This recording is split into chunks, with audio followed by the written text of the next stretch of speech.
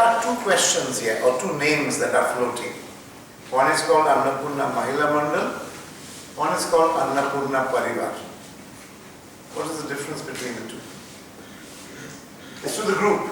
It's all of you. Why two names? Sorry, sir? Yes? Because the Annapurna Parivar is actually based on the structure of 6 non-profit institutions. That's what I mentioned afterwards. So there was microfinance, microinsurance. The whole cluster. Yeah, exactly. So it's more a family of organizations than rather one organization. Okay. So what I'd like to point out, first of all, let's go with the microfinance bit because that's easy to start with. What is old about it? I think from day one here, when you came to this course for the first time, 2 months ago, microfinance was one of the first words that probably you heard. And it's one of the last words you're hearing still. It's a very common thing. It's synonymous with the non-profit sector because you deal with very poor people who do not have access to the traditional banking system. Can you remember a few organizations of all the people who came who don't handle microfinance or microcredit? Can you tell me the ones who do? Bandhan Bank was mentioned. It's not Bandhan Bank actually, it's more Bandhan, the non-profit arm of Bandhan. Or the whatever, the social enterprise arm of Bandhan. But other than Bandhan, it was not, we didn't start with microfinance in the last class. Yes? Well, Prisoners of West Bengal, she didn't use microfinance. She didn't use it, No. right? Yes? Mujana. But who used? Oh, we used it. My question is who used? Yes? So what of an organization basics by... No, I'm talking the presentations that came, the live VA, the NGOs who came, yes? I think it was the IIMC. They used it to fund the IMC used it more recently, the last few days. Donkey project. Last few days Sasha used it. Sasha talked about microfinance. As you said, IIMC used it. If I'm not wrong, Turnstone Global said they used it. I mean, you would have seen the word, you would have seen that, okay, this is something that's common across all people who are coming. Because it's something very basic, because everyone needs to feed their stomachs, they need to find a source of money, and they cannot access banks. It's almost synonymous, like every corporate organization has a finance department, almost every NGO deals with microfinance. So let's have that clear. And barring people who are absolutely advocacy organizations like Touch World, who hardly deal with money and who are less organized, those are people who probably haven't ventured into microfinance in any significant way. That's one. However, what's new in this case as far as microfinance goes? The group said it, but very quickly. Of the till today, whatever we were talking about microfinance and what we are talking today, what is the difference?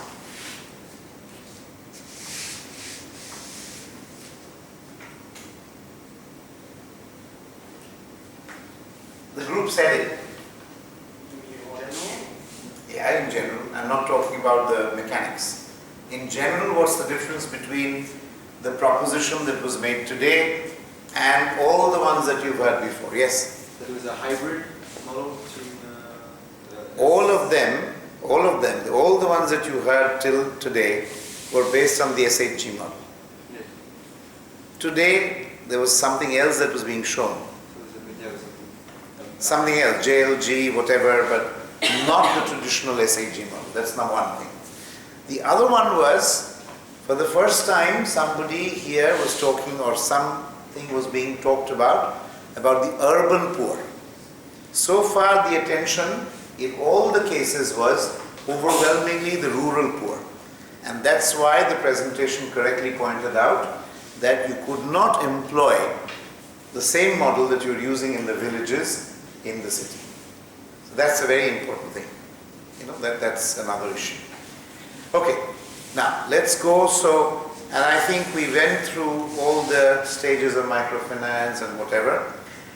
And but before I get there, I mean, I'll come back to that. I just want to say one thing about the softwares. I appreciate the fact that you've kind of brought that to bear. But it would be wise to, or, you know, I also agree somewhat with the skepticism. I didn't look back, but probably you were the guy raising that question about whether, you know, it's easy to use as far as NGOs go. You see, you need to understand. Let me put it this way to you. We have such a big group of NGOs coming to this course. One of the big reasons is that they need your processes, they need those brains, they feel they don't have it. They operate at a different level, they are scarce of resources. So for them to kind of absorb all this technology may not be as easy as you imagine. Something that banks are doing today, after, you know, and so many people work in banks, they have the money, the resources. For NGOs to use this kind of thing may be, even today, difficult. If it has to work, what will it make? What will make it work? Tell me now. If you want to, you know, the softwares that you were proposing, you know, one was African or whatever, what will make those things work? Yes? Profit. Like they, Yes. most of those technologies. But even if you have profit, you'll need somebody to hold your hand. Somebody will guide you through the process. Who will do that? Volunteers only? Difficult. Most NGOs, if you remember the first presentation, most NGOs hardly pay people, they don't have people. And you know, they rely on volunteers who may be there today. If the volunteer gets transferred to another city, you've lost him or her. Yes? No, I think just as mentioned yesterday, you need corporates, for example, which help you Right. to give Absolutely. you resources. If you are in that kind of an ecosystem of business NGO partnership, only then this will work, because if they propose it to you, they handhold you through the process, they kind of partly fund it for you, then you'll have not just the ability to do it, but also the assurance to do it. Otherwise you'll be nervous, you'll be afraid that, you know, this may or may not happen. Sometimes very, very good suggestions have come from groups like you to the NGOs in the past several years. Some of them never get implemented. You know why? Because you're not around to oversee the implementation. It's still a paper report to them. Who will guide them through it? So that becomes an issue sometimes. If somebody helps them through that, then it's good. And you'll find that issue when you go back to that same NGO the following year. Next group of students, they'll say, yes, I got something, looked very marvelous, but, you know, so you'll sense that. That you'll sense less with an organization like Sasha. Because Sasha is a very, it's a kind of organization, that's why we put it towards the end. Sasha, Bandhan of course is now scaled up to a completely new level. But these are organizations that have kind of morphed or metamorphosed or evolved over a period of time. That means if you visit Sasha, if you talk to them, and those who are talking to Sasha, you will see that you are communicating to people who are able to understand your language. If you visit Touch World or Helpage even, Helpage is a big NGO, you'll find it difficult to put across that language. So you will see that the NGOs that come, even if they're old, some of them are stuck in their old groups. If you remember Durbar, wonderful NGO. They also do microcredit and microfinance, the people who deal with the sex workers. But they haven't evolved that much because they're kind of insulated. Very few people champion their cause. They are mainly an advocacy group, so modern technology reaches but doesn't reach. Hand-holding is less. So these are some of the things that you need to see. What happens, okay? So that's my little remark on the technology. I'm sure what you've proposed is very good, but you need to check its given the ecosystem you're talking about, you need to figure out and handhold people. So there's a huge domain of partnership, which is largely unexplored. It's also unexplored because both corporates, not both, all of them, corporates, government, media, NGOs, everybody is not as prepared as they should be. And there is a huge lack of trust. You saw that in the Pepsi Basics case. That is absolutely fundamental. There is lack of trust because every time you say, it sounds very good, but can I trust them? And it falls flat. Because you don't have the wherewithal to do it. And it's not that the nervousness is only on the NGO front. It's also on the corporate front. Because you don't know when these people, or you feel, what if these people create, build up lobbies against me? So that nervousness is also there. So stakeholder engagement kind of falls flat when you realize, when you feel that you get nervous, will he finally accept me, or will they finally accept us or not accept us? And that creates another barrier. Government, of course, wants to do policies at a certain level. They don't, and the people get transferred, so they never kind of do this whole circle. So this is about the microfinance bit that my remarks for that. The second aspect is the organization, and that's why I knew that you had those answers. What were the steps that this organization, and well, before the steps, what was the character of the people? Can I ask the group? Dada Purao versus Mrs. Purao versus Medha Sawant. Dada Purao was what kind of a guy? He was a bank employer. He was very respectful man. Yes. That, Who in the family had got an award from the government? the woman. The woman. Prema. And the woman was, so therefore, this guy was systematic, he was trained, he was organized, he was respected in society, and he had a great fondness for his wife and what she did. And the lady was not awarded for what? For her contribution to social work, Yeah, social activist. social activists. So therefore, it starts there. So there is a certain feeling for society. So the basic pulse beat is I feel for society. Whether I know or I don't know is another story.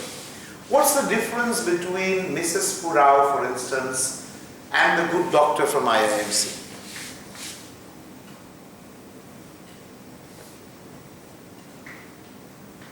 If you make that connection. The good doctor from IIMC versus Mrs. Purao, the original guy, the one who got awarded. What's the difference between these two people?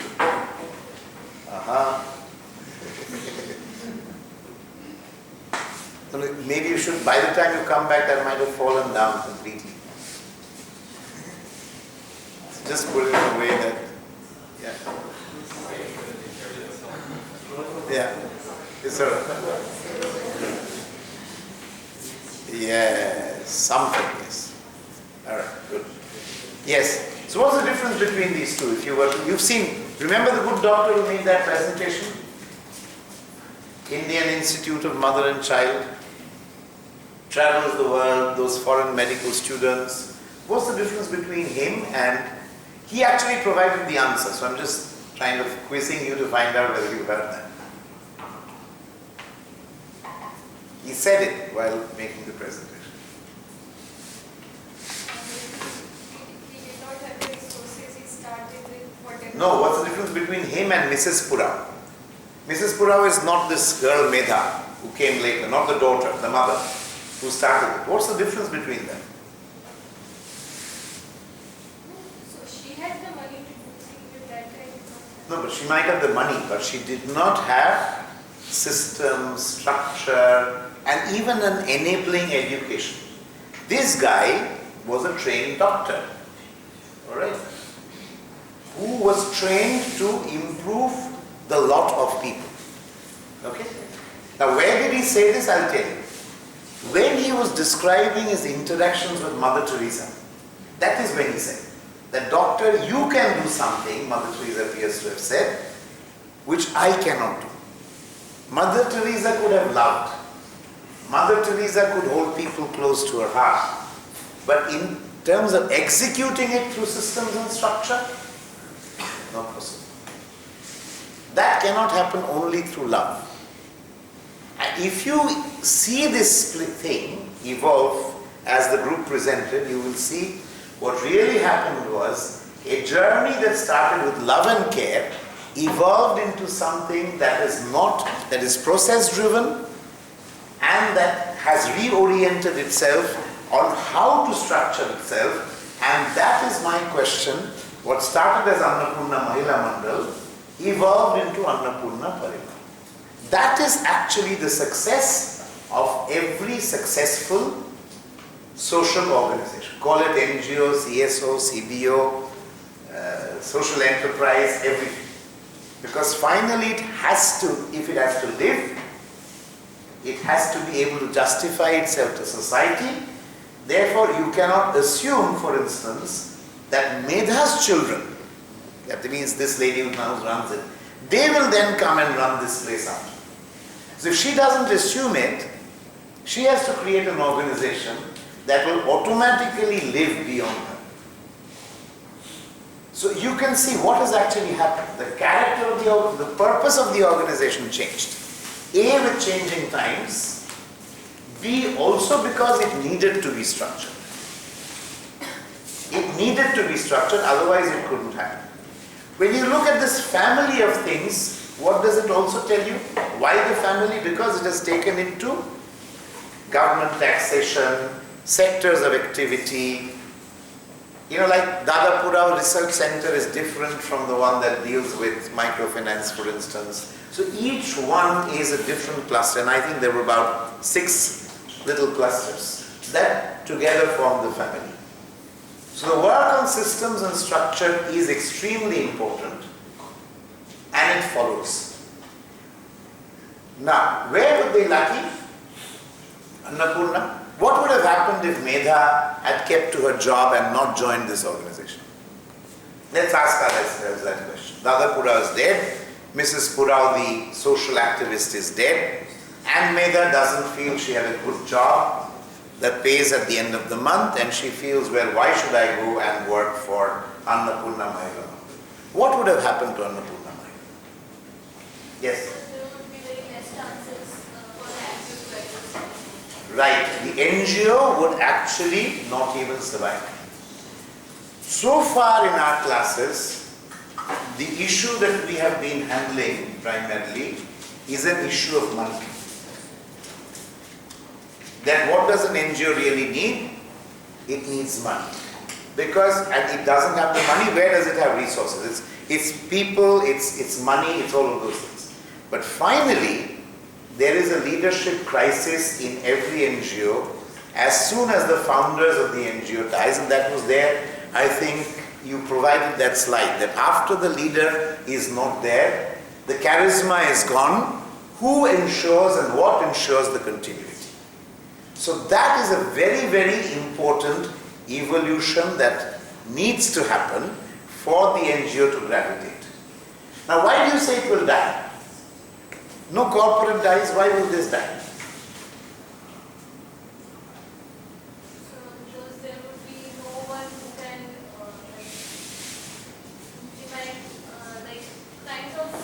there would be no leader. Yes, because, yes please. As compared, I don't know how it is specifically in this case, but as compared to other cases like the Dr. Shetty case or the case on education, many NGOs are really person-based throughout their network for funding especially, and prestige, that the NGO is related to a name in general. Yes. And if that name vanishes and there's no second row of leadership who can step up immediately after the departure, the NGO just vanishes into like... So what prevents the second row of leadership? You know, even in their lifetimes there is a second row of leadership. Let's be honest. Take any NGO, in the lifetime of Dada Purao and his wife, there was definitely a second rung. Why couldn't that second rung come to this position? That's a question the case doesn't answer, but...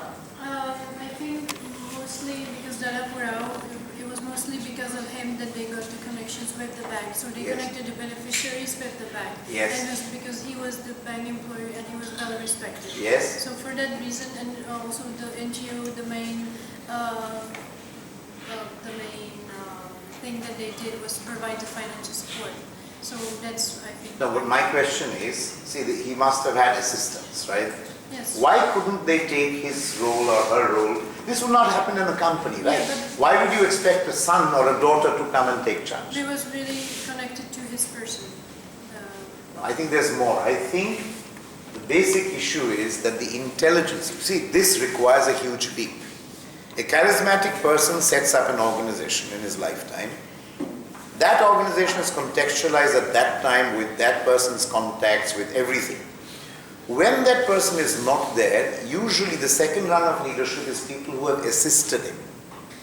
And you do not get, it's very difficult, like in a corporate, you take away from one, in the same industry, you take person from one organization to another.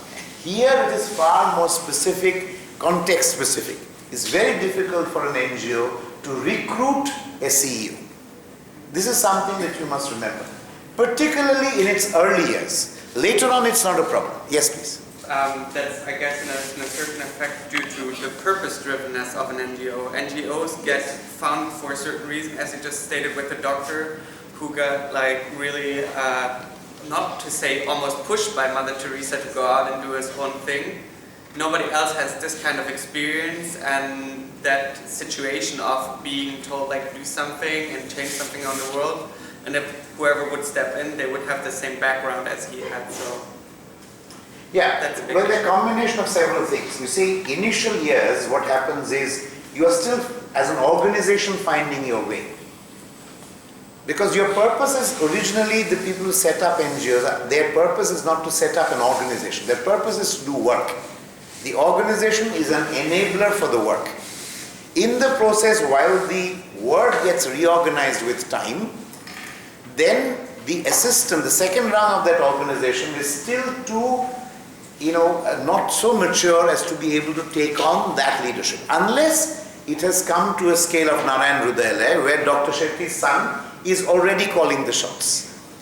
So A, you have to in your lifetime then make that conscious choice that you step back and put your children or another set of people in front.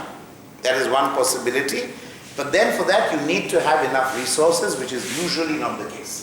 Usually every NGO starts with people who take money from their pockets and put it to the thing. It does not work with business principles initially. Yes? Are you aware of any cases where they did a model of co-leadership, like that as current CEO just stays in place and another one becomes the position of co-CEO, so if one steps out, the other one can take it? Well, not co-CEO, but you do see examples that after a period of time, the NGO leader says, it's time for me to step back and somebody else to come in. It has happened in the Narayan Hrudayalaya case. This was not stated to you, but Dr. Devi Shetty today does not take operational decisions as much anymore. Alright? Mm-hmm. His son does. His son is an MBA from the United States. He's not a doctor. He, on the other hand, has gone back to cardiac surgery. But the reason he's doing it is that he wants the organization to evolve. What is the effect that's creating? That's very interesting. The effect that that's creating, that leadership changes, and I've heard this from Dr. Dev, who made the presentation here, that the second generation acceptance is not high. Because you see, ultimately, what is the core issue here? The core issue is doctors are getting paid less. Remember, in NH, the doctors were getting paid, they were salaried. They were salaried people. Why were they working for low wages and not getting the extras that other doctors get? Because they are attracted by the charisma of Dr. Shetty. Now the fault line is where? Now that the second rung of leadership has come in, that guy is not a doctor, he's of another generation. So the charisma is stepping back. So these people are asking themselves, am I on track?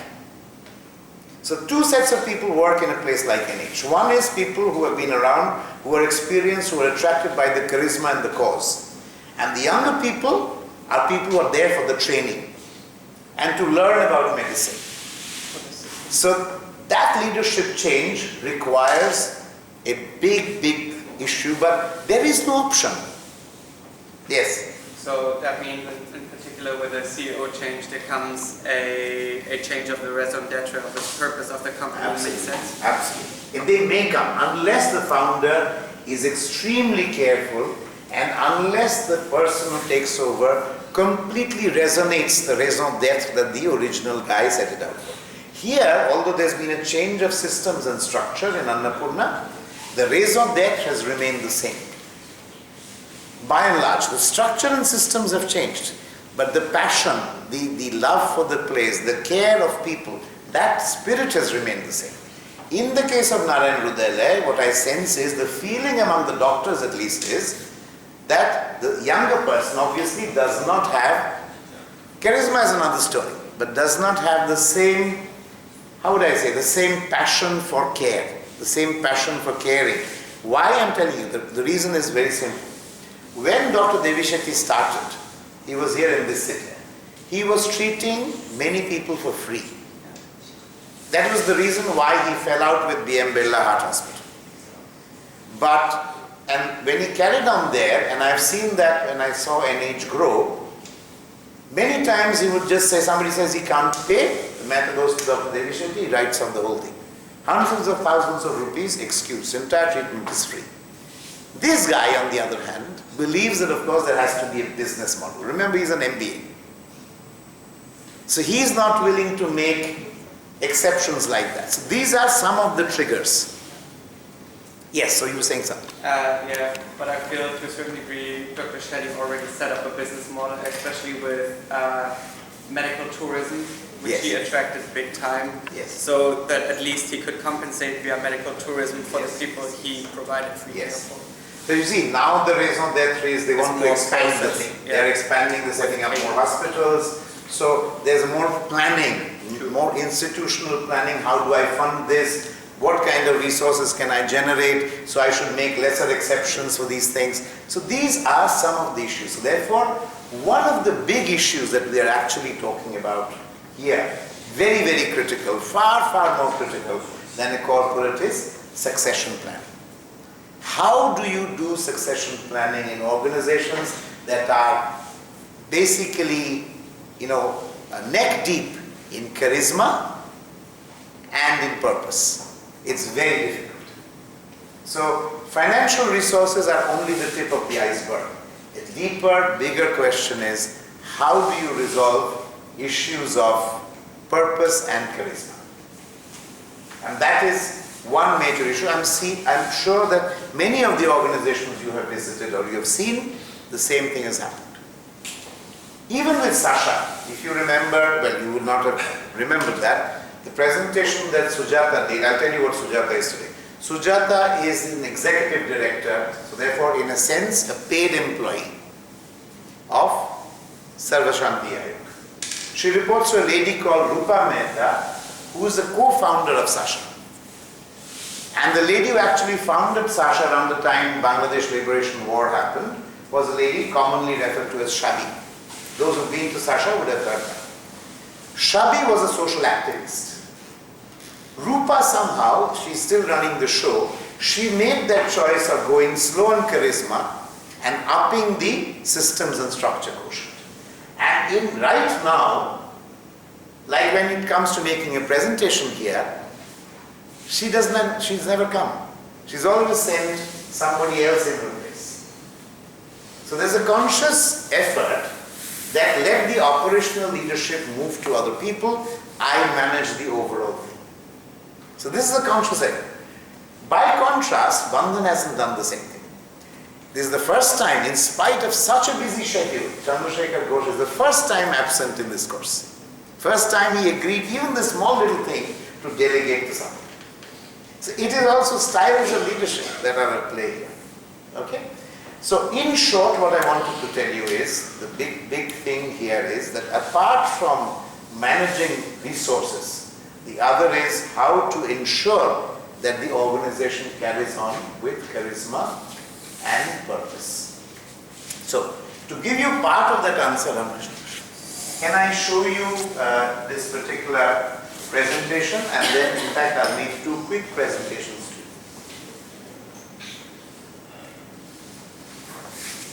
So I have not asked this gentleman to come in because I knew this was the last class, so we would be short on time. So this is actually a religious organization, much like Mother Teresa's organization.